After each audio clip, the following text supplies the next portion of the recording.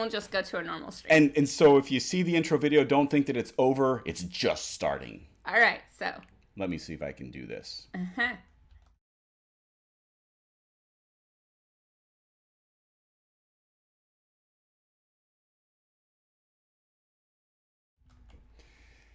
So, welcome to this episode of Family History Fanatics. Today, we're going to talk about how to evaluate records. So, this is our live stream, and what we like to do is have a topic of the day. And we're going to invite those who are on the live chat to go ahead and tell us about challenging questions they have in the documents they are researching. But I already prepared a few tips and tricks that we're going to go ahead and go through. We've already got our first problem was we had no audio during our intro. So I'll have to figure that out later. Yeah. In any case, so we're going to talk about evaluating records. So let's go ahead to our example. And this is participatory. So you guys in the chat get to give as much information as I give out as well, so we learn together. So when we have a record, the number one question newbie genealogist, or like Elise Scalise Powell told me on a previous video, baby genealogist, one of the big questions you have is, how do I know what information is accurate on the records that I see? So let's take, for example, a death certificate. So in the chat, or if you're watching this later in the comments, what do you think? What is the most important elements or information on a death record? What's the most important? But also what's accurate. And then we'll get to what accurate. Okay, or so you can do them both together, however you wish. So we're looking at this death record here from Ohio. Uh-huh. And we've got, I haven't seen this one. This is one of Devon's that she put up here. Uh-huh. She's got all these numbers here. There's like a number. These are the same, 4501, 4501, and then this 32711, and so those are file numbers and registration numbers. And those are things that you might find, like if there was an index of something, that would probably be referring to one of those numbers in some case. One of these numbers, or some of these numbers, might actually be a page number in whatever book of these that might be in there. All right, so let's see what some of the questions and stuff. So deck of cards says the birth date, the death date, and the parents' names. Okay. Those are all important things that we find on here. Route 66, the accuracy of information has been bothering me for over a year. Amen. Well, it's going to continue to bother you for probably the rest of your life if you keep on doing this. Deck of cards wants to know who provided the information. Yep. Adam says, besides the dates, the ages, the places of birth and death are important. Richard's got the parents' names. Stacy says, I like getting the informant's name. Absolutely, because that ties into what deck of cards says, who provided the information. Absolutely. Absolutely. So we're going to go ahead and talk about some key principles.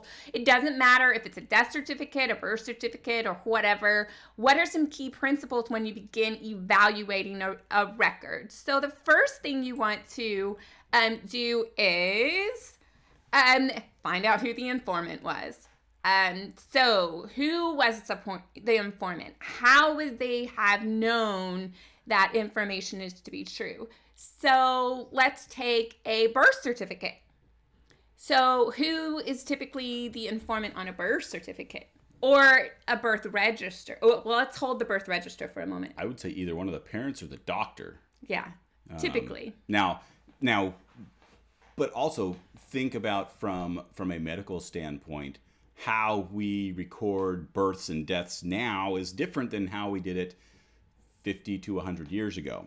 Absolutely. So, for instance, now it's usually the doctor, because of hospital policies and because of government regulations in different places. It's the doctor that actually has to sign off. The doctor that was the attending physician, or the midwife that was the attending, that has to sign off on the birth certificate. But what are they signing off on? On everything? No, they're signing off on this person was born at this time on this date. In this place. In this place. Absolutely. Then the rest of the information has a secondary informant. Right.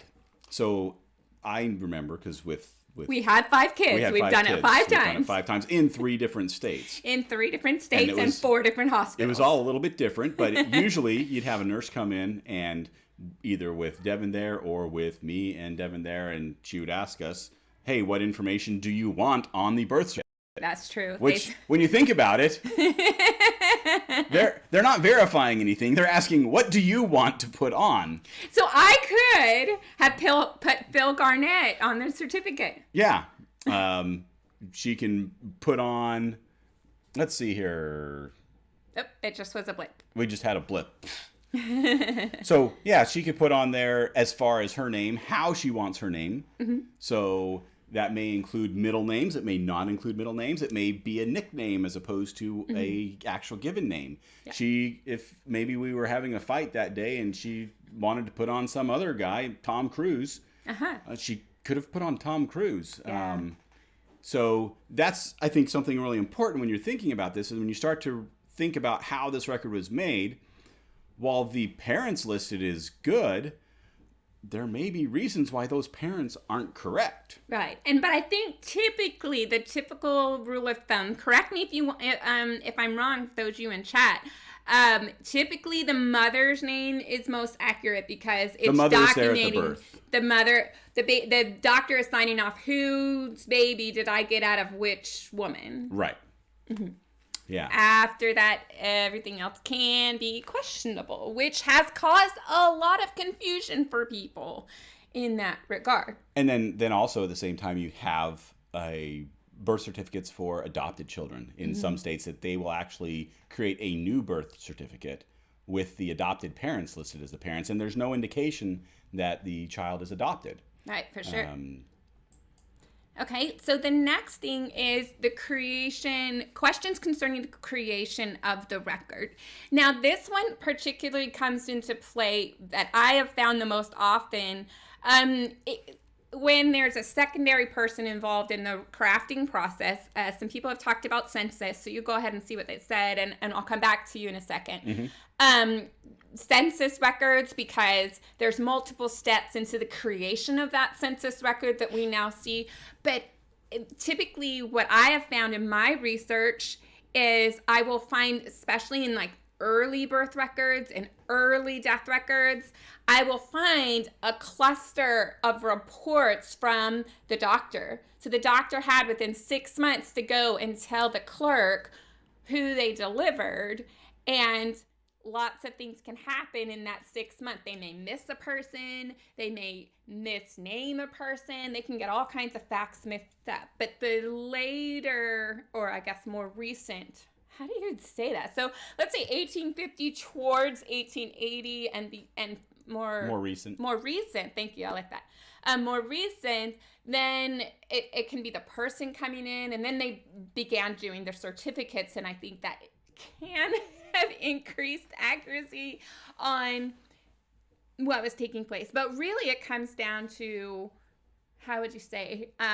why was it created, how was it created, and what's the information provided close to the time of that event taking place.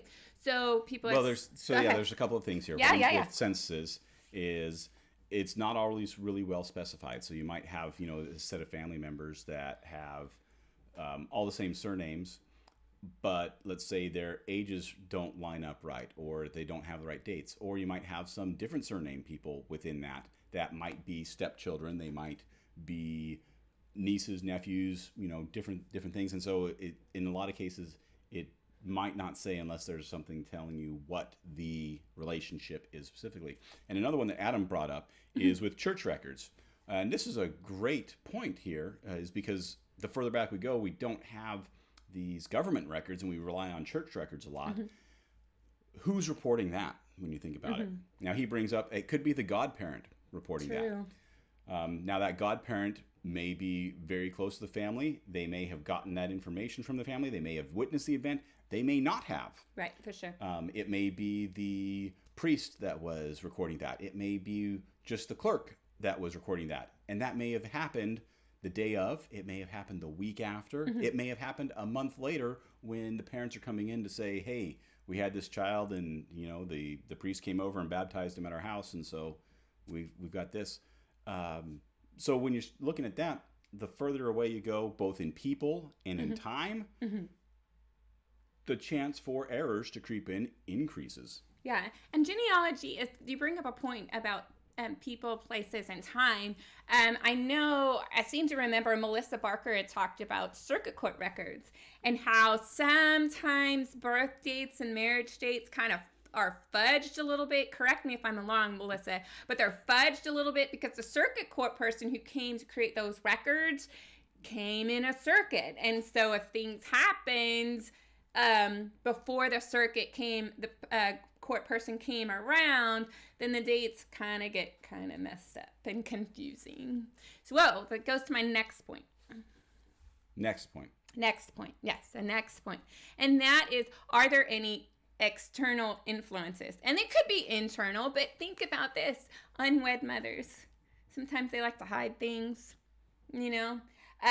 or married women who had secret affairs try to hide things on records.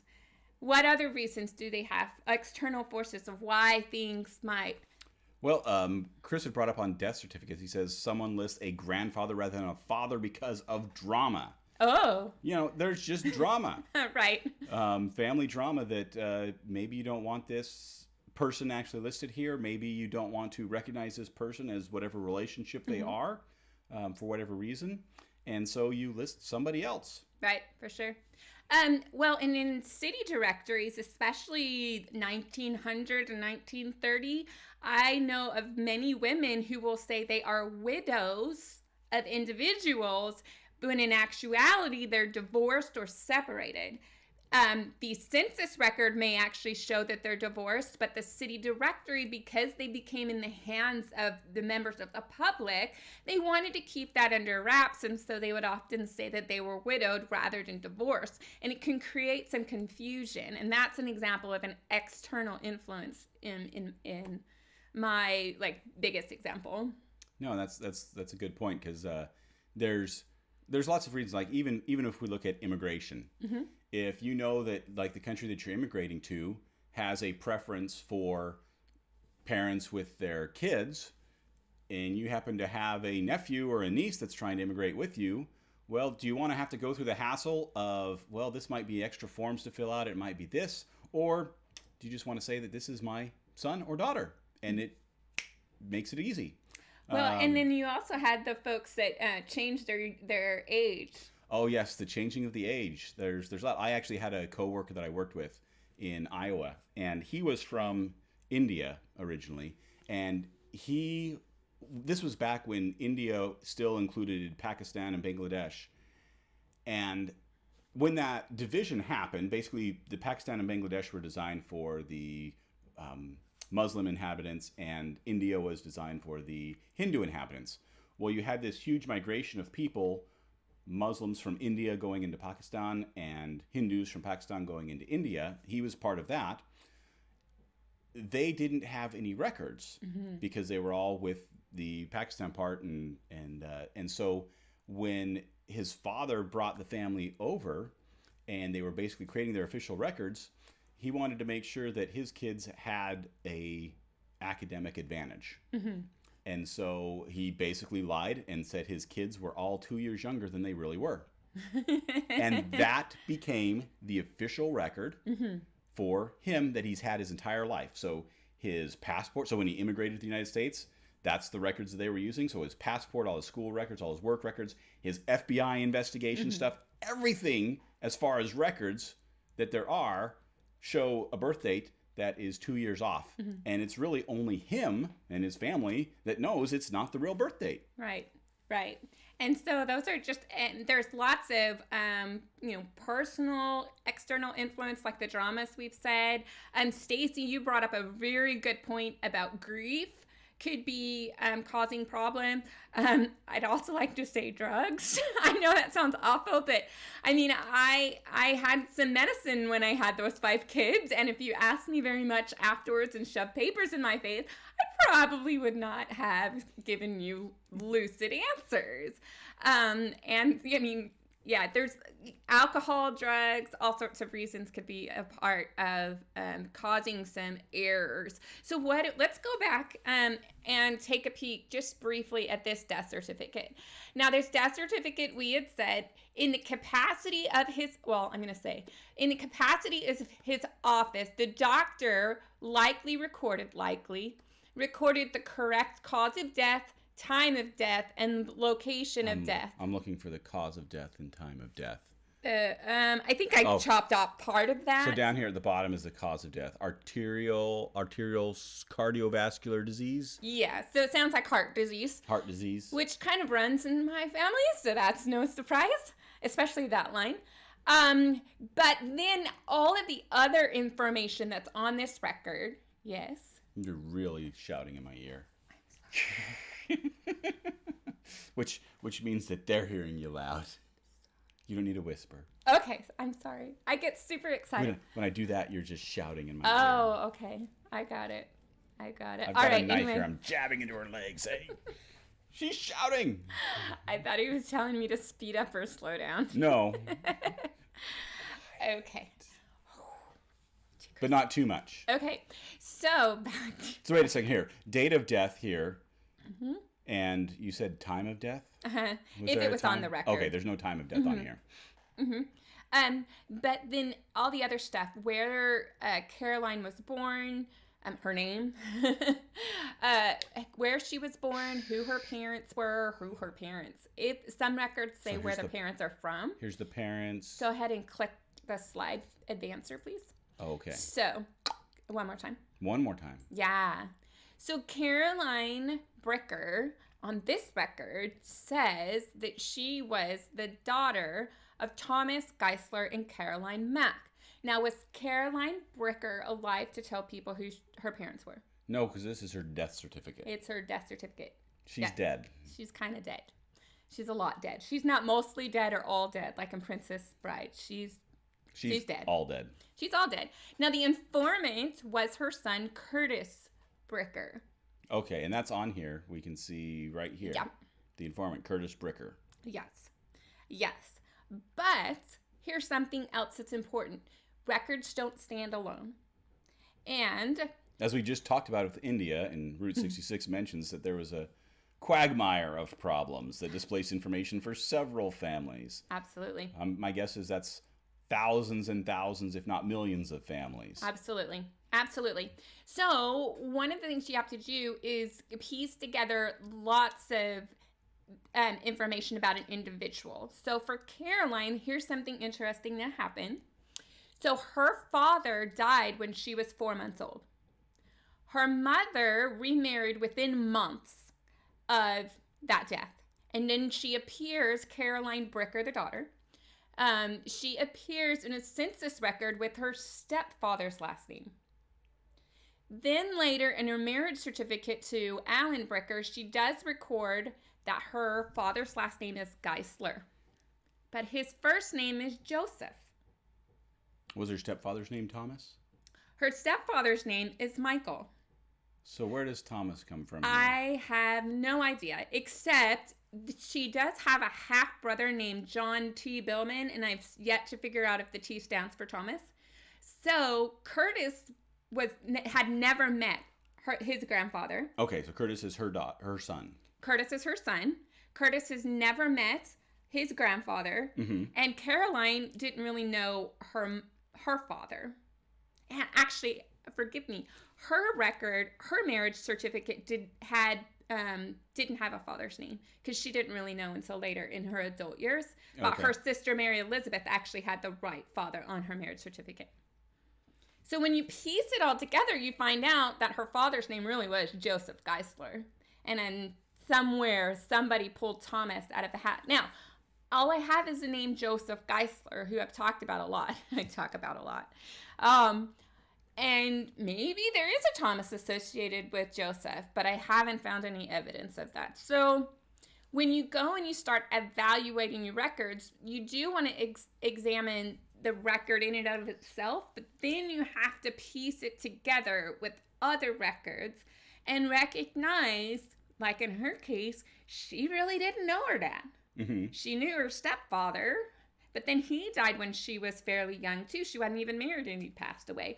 So there's lots of these elements of why, these external forces of why the information might not have passed down to that informant to then reveal the correct information.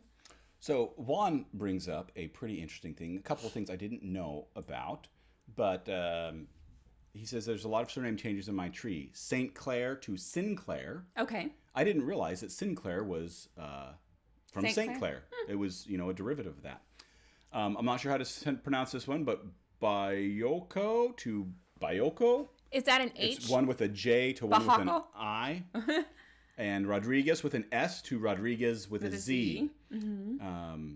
And his reasoning here, it said, was converted Jews to Catholicism. Oh, yeah, for sure. Now, also, not to mention names due to a mispronunciation or typo, which, yeah, that's really important over time, is mispronunciation, particularly for immigrants, regardless of which country that immigration is happening. Mm-hmm. If it is not their native language or if that's not what they do, then there's people who are going to mishear that. And then you also have the problem of there are no representations for those letters in the new language. So language transitions cause problem. I mean, we don't have, is Russia called Cyrillic? Is that what it's called? The alphabet? Cyrillic, yeah. The Cyrillic alphabet, we don't always have substitutions for that. I know the German beta symbol does not really have a standard transition for that. So sometimes that German beta becomes an SS, sometimes it just becomes an S, sometimes it becomes an SZ, and there's also people who drop it entirely. Makes researching my family really hard. So Stacy mentions here, I've also seen where the informant starts giving their family information instead of the deceased's family information. Yeah, sure. So, yeah, it's that informant name is important because that's who's providing the information. But the one thing that a lot of these death certificates don't have is they don't tell you what relationship that informant had to the person. Right. So you don't know if Curtis is the son or if Curtis is, a nephew or if Curtis was the neighbor who brought... Interestingly enough, in the same family, the Geisler family, but this is a different Geisler branch, there was Evelyn Geisler who signed the death certificate for her neighbor. Now, her neighbor was actually a mentor for her husband at the rail yard, and her neighbor became the godfather for one of her children. And so when he became aged and he lost his second wife, he moved into the same street as her, and she's the one who actually saw him fall off the roof and then eventually die. So they were close enough that I think the record was accurate, but Melissa said I had it accurate. And I think what she was saying is you have to piece together an entire case. And because I know of the relationship, then I also backed up the record with additional proof that Eveline did have it correct. Yeah. And one thing I remembered while we were talking about this with names and records was in some of the Mexican baptismal records. We were helping out this friend of ours, and we were going through these baptismal records. This was from the 1920s or 1930s, and the priest in this parish, it might have been in lots of other parishes, but in this parish in particular, where their family was from, had baptized all of the boys as Jose. And then whatever the name the family had. And then whatever the family name was. And all of the girls as Maria. And then whatever their family name was. And so you would still have the parents' names, but if you went and looked through the records, what you'd have these two parents, and then you'd see that they had, 6 Jose's and 3 Marias. Basically, if you lined up all the baptismal records. And you would think, oh, okay, they're just changing the middle names. No, that was the first name the family chose for them. And so this was interesting because when you think about it, it's like from a religious standpoint, this record for religious significance is probably pretty important in christening somebody as Jose and Maria in the Catholic Church has certain meaning. And that makes sense. But from a genealogy standpoint, this sucks. It does. But recognize that the people were not making these records for genealogists. True. So, but it was just interesting that, hey, as we're going through this, like, no, this is a Jose. I don't think it's right. And it took us a little while to realize, wait a second. Every single one of these people is either a Jose or a Maria. Mm-hmm. And thankfully, she happened to know that little tidbit. But speaking of names, who wants to win a 4-day pass to Rootstep? Well, we're not there yet. We're not there yet. But we're almost there. Yes. So we did a poll of sorts on Facebook and Twitter, YouTube and Twitter and everything. And Instagram, where we asked this question: what is the most unique name you have on your family tree? So and that was it. There was no qualifiers, anything like this. So this is all what people came up with. Yes.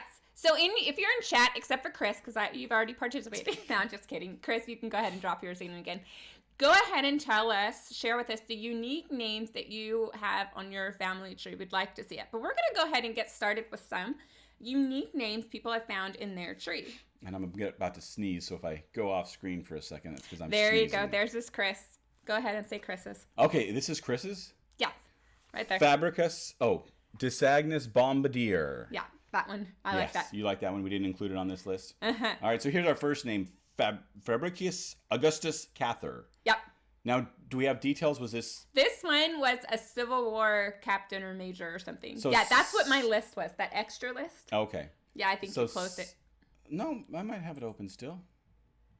Yeah, I have it open still. There you go. Yeah. And, yeah. So this family obviously liked these Roman, Latin names. I don't know that I've ever heard of a Fabricius Augustus that was born after 500 AD, so... But Fabricus, I mean, what does that really stand for? Did they really just like fabric? I mean, I don't know. That's what I thought of. Sorry if I don't know my Roman. All right. Next one is Freelove Mosher. Yeah. Freelove Mosher. I really want to know time period. I didn't get the time period of when that name came out, but Freelove Mosher. I mean, it sounds like a hippie name, but what if it's an early Pilgrim or Puritan time? Right, because I had in my English ancestors, there was a lot of love days. Mm-hmm. And so, this free love might have been a popular name back then. All right. Oh, there's one from Ascertain, Jenny Tacos. And then we've got a few more. Right. Oh, first name, Stacy. First name, Fiend. Oh, no. Not friend, Fiend. Ooh. Joseph Napoleon Bonaparte Stevens. Darthula.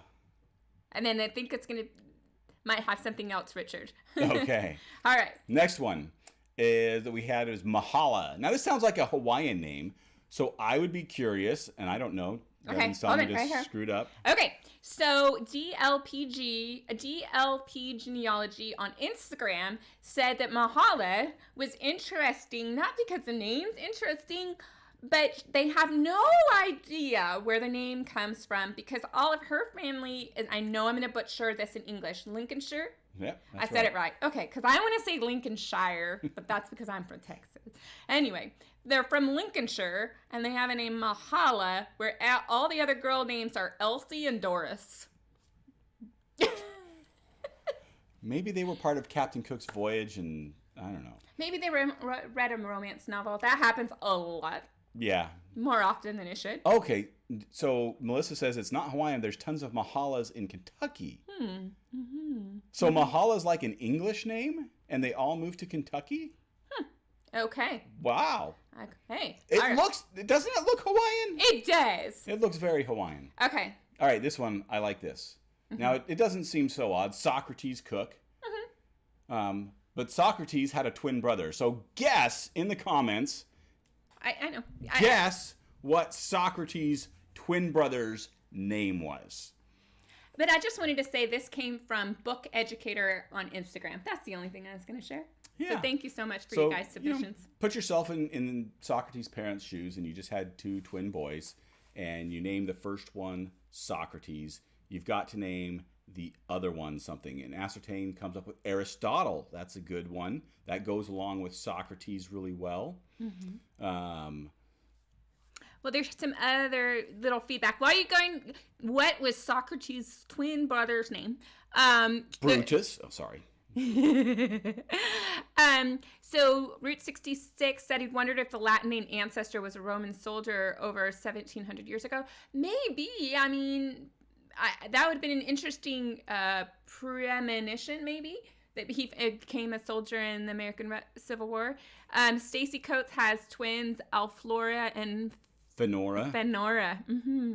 All right. Plato. So we have Aristotle, Brutus, Plato. Great. Mm-hmm. You're all wrong. The twins' name was George. Yep. Socrates and George. Do you feel bad for George or Socrates? Yeah. I'm not sure what you're supposed to feel bad for. Or it's like, hey, we're going to give you this, great philosopher, and you're going to be named after a monkey.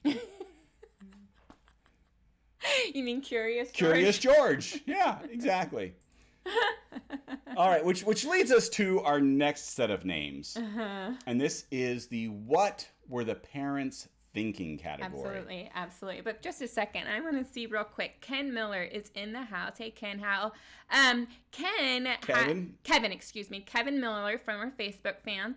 He had a name Gamaliel Arnold. That was really good. That was almost on the list for the live stream. But since you're in the house, I went ahead and wanted to share it for you. All right. So what were they thinking? So this comes from one of the YouTubers that I follow, Self-Publishing with Dill. And he said, Melissa Barker, this is for you. This is why I put it on the list for you. Arkham. And for those of you who don't know why, just a few live streams back, we talked about going to the Melissa Barker being... That was last live stream, wasn't it? No, last was okay. Michael. Anyway, Bill and Bambi were on, our ridiculous... sidekicks, and they were talking about the Arkham Asylum. That's right, the Arkham Asylum. So Arkham isn't too bad because it's the man's middle name. What gets it worse was his first and his last name. The initial spell war. And this guy is his brother, so he's living with this name. And this is a modern name then. This is a modern name. Uh-huh. Yeah. All right. So our next one here, or next set of ones, we have Silence Maxim. Want the maximum silence on that kid. Silence! That should really be my name, because I have volume. We have Raspberry T. Taylor. Yeah. Thanks the Lord and Trial, who happen to be sisters. I don't know if they're twins, though. I think they're just sisters. But yeah. Thanks the Lord and Trial. Again. That goes with Fiend. That does go with Fiend. But what were the parents thinking? Oh, thanks the Lord for this one. And this second one's going to be a real trial. I love my children. But one of them, some of you can guess who. Yeah, her name probably could have been Trial. But she's improved since then. Okay, so going back to our Latin name, Fabricius is used in Denmark. It's Latin for blacksmith. Oh! Fabricius Blacksmith Augustus Cather. Okay.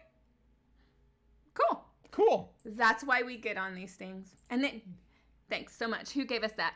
Oh, that was Ozcat. Hey, from Australia. Thanks so much. Good job. All right. So what, our next set of what were they thinking? Oh, Lynn King has a Batman. Too. That's awesome. And Chris has a Bruce Wayne, or a friend that has a kid named Bruce Wayne. Well, and see, again, romance novels, right? Romance novels and lead singers. I'm not going to tell you the name of my brother because of his identity theft thing, but my mom had somebody that she just adored like crazy, and she didn't just give him one or two of his names. She gave my brother that guy's whole name. So. That's right. I mean, could you imagine if I went and named one of our kids John Bon Jovi, and for John Bon Jovi Lee? I think I would have put it next to it, but I think so too. All right, so Angrier Go to Bed. Yeah, to me it looks like Hungrier Go to Bed, or Angrier, or Angrier Go to Bed, but the last name Go to Bed. Go to Bed. Now, okay, so this person is I forget. I have it listed down here. It is go. There she goes. Monica Blakely Cripe, and I think she's from somewhere in the UK. So my guess is this could be, I don't have a British accent. It could be Fleety Crud, or Fleety Crude, or Fleety something else. Fleety plus your last name. Because crud sounds like Oh, oh, cray. You know? We have Christy Fletcher, Bright Bunyan. Yeah, that's my roommate from college. Thanks, Christy. Bright Bunyan. Bright Bunyan. You know, Paul's little-known little brother or sister. When you have a last name that's just rotten, don't make it worse. All right. Then somebody just really liked the book. They named their kid after it. Pilgrim Progress Abbott. Yep. Wow. Yep. Okay. All right. So what do we've got? We've got somewhere in... Okay, so we have brothers Empson and Bayless. Empson and Bayless. Okay. And then the Vikings and the Romans didn't intermingle, so that might be how Fabricius made it up to Denmark. Augustus. There we go. Cool. See, names can actually tell you something. But we'd have to actually go and find out when, where, then look at their family tree, so what's happened. But I love this one. Aw, love Hatcher. So Route 66 asks, is Bright Bunyan's father named Red Hot?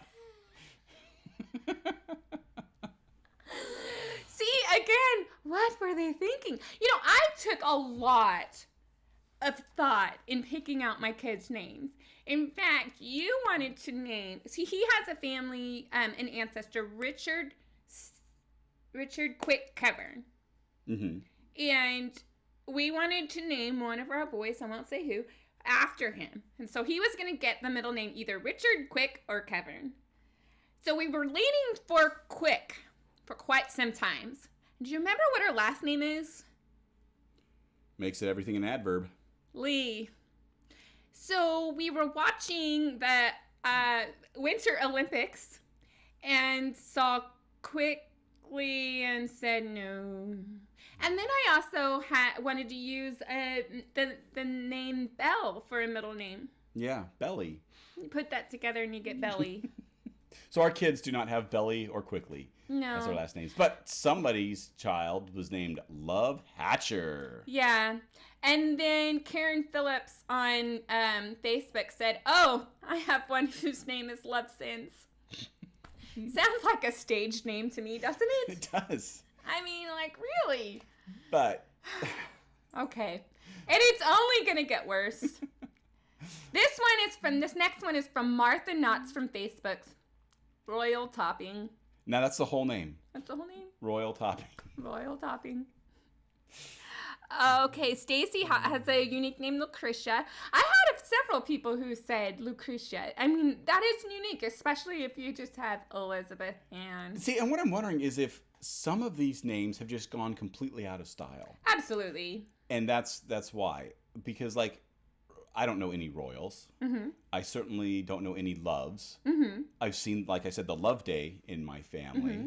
Well, and one of my grandmothers is Clementine. Clementine, yep. Silence. There's another one. I know that a lot of the Puritan influence, there was a lot of biblical names that weren't necessarily names of people so much as names of attributes, which is, I think, where like that thanks a lot and trial probably comes from. For sure. For sure. Okay, so... But the next one's come on. Oh, this now, is awesome. this comes from John Erickson from Ancestry.com. Hi, John. How are you doing? He hasn't confirmed it completely yet, but he thinks he has a Polycarpus hell. Polycarpus hell. I'm thinking hell might have been Heil or Hej. I mean, you've known people who have variations of that name. But when you immigrate to another country and you want to simplify it and not, confuse people why you have a J in the middle of your name, yeah, just change it to hell. Yeah. But I wonder if they're from Hell, Michigan. Or if anybody tells them to go to hell. Okay, I'll go home. I'm sorry if these are your relatives, but you know what? If we can't have fun with names, what can we do? All right. Now this one's not so bad. Comfort Lane. I mean, it's Lane, common last name. Comfort, yeah, it's odd for today, but I thought you were going to pick on me for putting that, so which I had to tell you. So this comes from Genealogy Addict, who's on Instagram. And you know what? I think I have a comfort lane in my tree because I have comforts and lanes from Ontario, Canada, and they kind of intermixed and stuff. And I know there was a comfort with the last name because they took the last name comfort and slapped in front of either Merritt or Lane or Zumstein or anyway. Okay, I got to highlight this one real quick. Lynn tells us that there was a Texas politician, last name of Hogg, Yep. who named his girls Ima and Ura. Yeah. Yeah. I'm a hog and you're a hog. Yeah. And I just wanted them to follow the Dukes of Hazzard, and then you have Boss Hog, you know. All right, so tell us more about Comfort Lane. So, Comfort Lane was a female. Yep. Although I've known comforts to be comfort lanes and comfort whatever's to be male. When Comfort Lane married... Who did she marry? Bosom. And Comfort now she's Bosom. Comfort Bosom. This is a family-friendly show, so keep your comments family-friendly. And you're going to need to for the next one. She must have really loved that man. Now, Yeah. I mean, sometimes when women marry and take on those last names, you know it was love because we have a friend, her name is Kelly. No, well, she's now Kelly because she married into the Kelly family. And she said she didn't want to marry him, but she fell in love with him and they did. Okay, All right, this who's our last last one. This is Kenneth Marks. Now, Kenneth Marks, it just takes to cake. I can't. We can't even say it. You just have to watch it. That's just... Your Fanny Lust. Thorn Shepherd Merrill. So this is what you do. You just put in your name. Have to sign in, and we're not signed in, but you just click that little button right there, and then click on whether you like that or not. So somebody already wants to go to Roots Tech. It could be you. And when you do, then we'll get the photo ops, and it'll be great. All right. So our next live stream is going to be on November 15th. About to sneeze. It'll be on November 16th with Thomas McKenty of High Def Genealogy and Abundant Genealogy and Genealogy Bargain and lots of things. And that will be at a normal time, 11 a.m. Central. It will be our normal time, and that's when we'll announce our winner. Yay! And is that all that we have? That's a wrap. Okay. Well, thank you all for participating. We hope that you enjoyed that. And remember, email us if you have background photos that you would like to have us... This one, right here. Just a second here. He set up all these new views. There and he's we having go. trouble using them. So Send if you us- would like your picture, remember, it has to be a place. And you can send it through email. We'll have to see if we, one person said they sent it through Facebook. I'll go and check and see if it's a large enough picture to work. If it didn't, I'll let you know. But it needs to be a place, and if you know, it could be family history related.